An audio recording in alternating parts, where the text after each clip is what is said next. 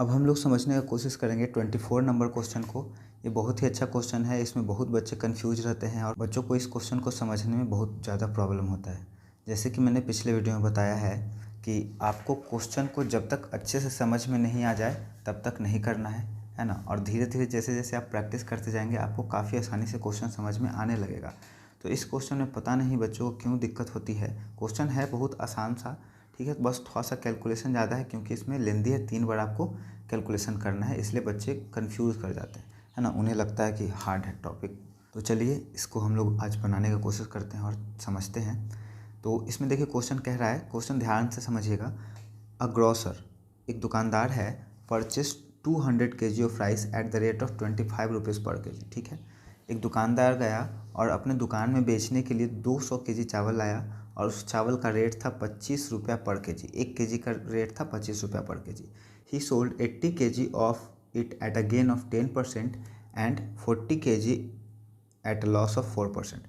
ठीक है, at what rate per kg should be sell the remainder to gain 8% on this total investment. ठीक है, तो question इस तरह से कहा गया है कि 200 ओवरऑल चावल खरीदा था, जिसमें से पहली बार सेलर ने 80 केजी चावल बेचा एक पर्सन को, जिस पे उसने 10% का गेन कमा लिया। ठीक है, दूसरी बार में क्या हुआ, कोई उसके जान पहचान का पर्सन आ गया होगा या पड़ोसी आ गया होगा या कोई भी आ गया होगा, या उसने जिद करके कस्टमर ने क्या किया कि कम रेट पर उसका चावल खरीद लिया, जिससे उसको 4% का लॉस हो गया।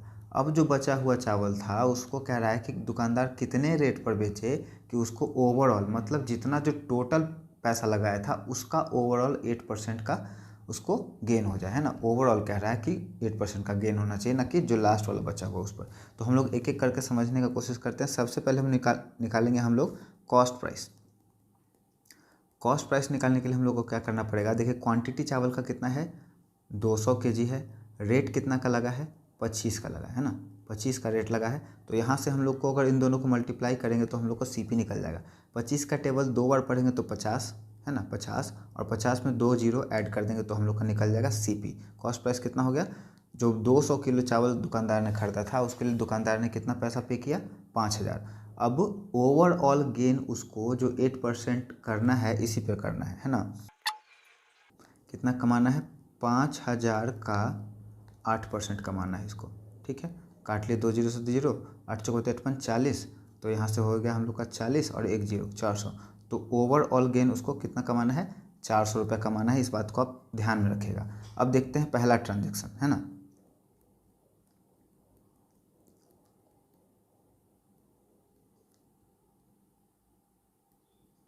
पहले ट्रांजेक्शन में क्या हुआ, उसने 80 केजी चावल बेचा। ठीक है, तो 80 केजी चावल बेचा और 80 केजी का कॉस्ट प्राइस कितना था, 25 के रेट से आप जोड़िए। ठीक है ना, क्योंकि कॉस्ट प्राइस 80 केजी का सीपी क्या हो जाएगा, 80 केजी का सीपी हो जाएगा हम लोग का 80 किलो चावल, उसका 25 के रेट से लिया था। तो यहाँ से हम लोग का निकल के आएगा 25, 25 25 सौ 25 25 25 25 25 अठे 200, 25 अठे 200 और यहाँ का 1 जीरो यहाँ पे पुट कर दिए तो 2000। तो सीपी हो गया 80 केजी चावल का 2000। सही बात है, लेकिन क्वेश्चन में क्या कह रहा है कि गेन इस पर कमाया है कितना का, 10% का गेन इस पर सेलर ने कमाया था, है ना। तो 2000 का 10% हम लोग निकाल लें, 2000 का 10% निकालेंगे तो हम लोग का कितना हो जाएगा, यहाँ से हम लोग का आ जा रहा है गेन 200 रुपया। देखिए आपको ओवरऑल कमाना था 400, जिसमें से 200 आपने पहले ट्रांजेक्शन में कमा लिया, है ना। पहले ट्रांजेक्शन में सेलर ने 200 रुपया कमा लिया। अब सेकेंड ट्रांजेक्शन देखते हैं। सेकेंड ट्रांजेक्शन में क्या बोला है कि 40 केजी चावल बिक रहा है ना, 40 केजी है ना, 40 केजी। तो जैसे 80 केजी का प्राइस अगर 25 से हम लोग लगाएं तो इसका सीपी सेकेंड ट्रांजेक्शन का क्या होगा, 40 गुने 25, और वो 2000 था तो 40 का 40, 80 का आधा है 40, तो यहाँ पे हम लोग का हो जाएगा सीपी 1000 रुपये। ठीक है, 1000 हो गया, 1000 हो गया, लेकिन इस पर कितना हो गया, लॉस हो गया है कितना का, देख लेते थोड़ा सा, 4% का लॉस हो गया है। ठीक है, तो लॉस निकाल ले हम लोग, 1000 का 4 डिवाइडेड बाई 100 गया, 4 दहिए 40 का। ठीक है, यहाँ पे 200 का प्रॉफिट हो रहा था फर्स्ट कंडीशन में, इस जगह पे यहाँ पे 40 का लॉस हो गया। अभी देखते हैं हम लोगों को कितना हो गया profit after second transaction. Second transaction के बाद प्रॉफिट कितना बच गया? फर्स्ट ट्रांजेक्शन में था हम लोग का 200 प्रॉफिट, सेकेंड ट्रांजेक्शन में क्या हो गया? 40 रुपये का लॉस हो गया। तो यहाँ पे हम लोग का ओवरऑल आता है 160 रुपये।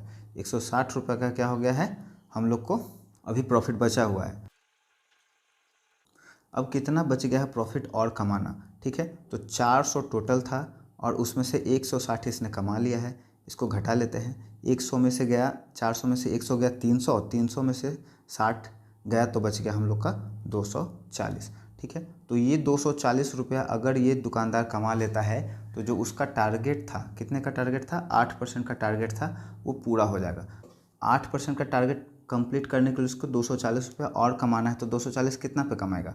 पहले 80 केजी बेचा, फिर दूसरे बार में 40 केजी बेचा, तो कितना बेच दिया उसने? 120 केजी बच गया। बचा कितना? 200 माइनस 120, तो हम लोग का बच गया 0 और यहाँ से 12 8 20, 80 केजी चावल और बचता है। तो 80 केजी का सीपी कितना हो जाएगा?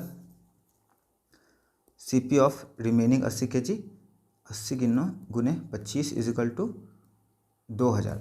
लेकिन 2000 जब बेचेगा तो उसको अभी 160 का ही प्रॉफिट होगा। उसको कितना बेचना है? 2000 में 240 रुपया और बढ़ा करके बेचना है। तो अब जो वो चावल बेचेगा, कितना बेचेगा? 2240 में, और रेट कितना का लगेगा? रेट लगेगा उसका 2240 डिवाइडेड बाई 80, है ना, क्योंकि 80 केजी चावल बचा हुआ है। तो 8 8 16 8 23 24, दो बार में 16 17 18 19 20 21 22 अठी 64, अठी 64, तो 28 के रेट पे बेचेगा, है ना, 28 के रेट पे बेचेगा। और हम लोग का यही रेट कितना का हो जाएगा? 28 रुपये का रेट से हम लोग बचे हुए चावल को बेच देंगे।